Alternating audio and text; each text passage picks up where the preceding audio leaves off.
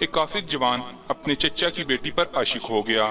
اس کا چچا حبشہ کا بادشاہ تھا۔ وہ جوان اپنے چچا کے پاس گیا اور کہا، چچا جان، مجھے آپ کی بیٹی پسند ہے، میں اس کی خواستگاری کے لیے آیا ہوں، میں اس سے شادی کرنا چاہتا ہوں۔ بادشاہ نے کہا، کوئی بات نہیں، لیکن اس کا مہر بہت بھاری ہے۔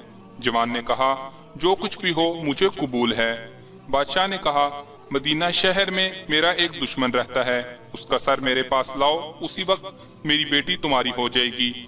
جوان نے کہا، چچا جان، آپ کے دشمن کا نام کیا ہے؟ کہا، لوگ اسے علی ابن طالب رضی اللہ تعالیٰ عنہ کے نام سے جانتے ہیں۔ جوان نے فوراً گھوڑے کے اوپر زین رکھی اور تیر، تلوار، نیزہ اور کمان کے ساتھ راہی مدینہ ہوا۔ جب شہر کے نزدیک ایک ڈھبے کے اوپر پہنچا تو دیکھا کہ ایک عربی جوان نخلستان میں باغبانیوں بیلچہ چلا رہا ہے۔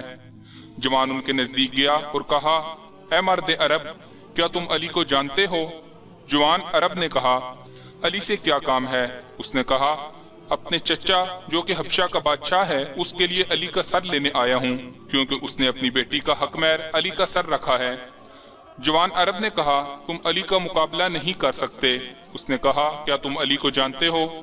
جوان عرب، جی ہر روز اس کے ساتھ ہوتا ہوں اور ہر روز اس کو دیکھتا ہوں۔ اس نے کہا، علی کیسی ہیبت رکھتا ہے کہ میں اس کا سر تن سے جدا نہیں کر سکتا۔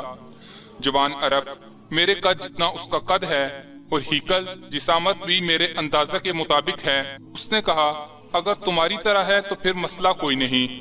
مرد عرب نے کہا، پہلے تم مجھے شکست دو، پھر میں تم کو علی کا پتہ بتاؤں گا۔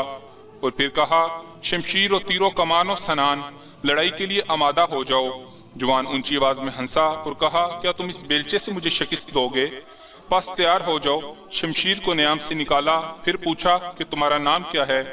مرد عرب نے جواب دیا، عبداللہ۔ تمہارا نام کیا ہے؟ اس نے کہا، فتح۔ اور اسی لمحے تلوار کے ساتھ عبداللہ پر حملہ کر دیا۔ عبداللہ نے چشم زن میں اس کو کندھے اور بازو سے پکڑا اور آسمان کی طرف بلند کیا اور زمین پر دے مارا، اور اس کا خنجر اپنے ہاتھ میں لیا اور بلند کیا۔ اچانک دیکھا کہ جوان کی آنکھوں سے آنسو جاری ہو رہے ہیں۔ مرد عرب نے کہا، کیوں رو رہے ہو؟ جوان نے کہا، میں اپنے چچا کی بیٹی کا عاشق تھا، آیا تھا کہ علی کا سر اپنے چچا کے لیے لے جاؤں تاکہ وہ اپنی دختر مجھے دے، لیکن لگتا ہے ابھی آپ کے ہاتھوں سے مارا جاؤں گا۔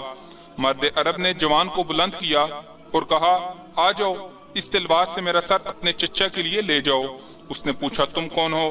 کہا، میں اسد اللہ غالب علی ابن ابی طالب ہوں۔ اگر میرے سر کی وجہ سے خدا کے بندوں میں سے کسی کا دل شاد ہوتا ہے تو میں حاضر ہوں کہ میرا سر تمہارے چچا کی بیٹی کا حق مہر ہو جائے۔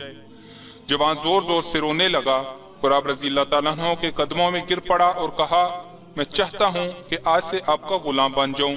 اسی طرح فتح بنام کمبر علی بن ابی طالب کا غلام ہو گیا۔ اچانک دیکھا کہ جوان کی آنکھوں سے آنسو جاری ہو رہے ہیں۔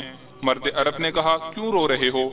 جوان نے کہا، میں اپنے چچا کی بیٹی کا عاشق تھا، آیا تھا کہ علی کا سر اپنے چچا کے لیے لے جاؤں تاکہ وہ اپنی دختر مجھے دے، لیکن لگتا ہے ابھی آپ کے ہاتھوں سے مارا جاؤں گا۔ مرد عرب نے جوان کو بلند کیا اور کہا، آ جاؤ، اس تلوار سے میرا سر اپنے چچا کے لیے لے جاؤ۔ اس نے پوچھا، تم کون ہو؟ کہا، میں اسد اللہ غالب علی ابن ابی طالب ہوں۔ اگر میرے سر کی وجہ سے خدا کے بندوں میں سے کسی کا دل شاد ہوتا ہے تو میں حاضر ہوں کہ میرا سر تمہارے چچا کی بیٹی کا حق مہر ہو جائے۔ جوان زور زور سے رونے لگا اور آپ رضی اللہ تعالیٰ عنہ کے قدموں میں گر پڑا اور کہا، میں چاہتا ہوں کہ آج سے آپ کا غلام بن جاؤں۔ اسی طرح فتح بنام کمبر علی بن ابی طالب کا غلام ہو گیا۔ جوان زور زور سے رونے لگا اور آپ رضی اللہ تعالیٰ عنہ کے قدموں میں گر پڑا اور کہا، میں چاہتا ہوں کہ آج سے آپ کا غلام بن جاؤں۔ اسی طرح فتح بنام کمبر علی بن ابی طالب کا غلام ہو گیا۔ بنام کمبر علی بن ابی طالب کا غلام ہو گیا۔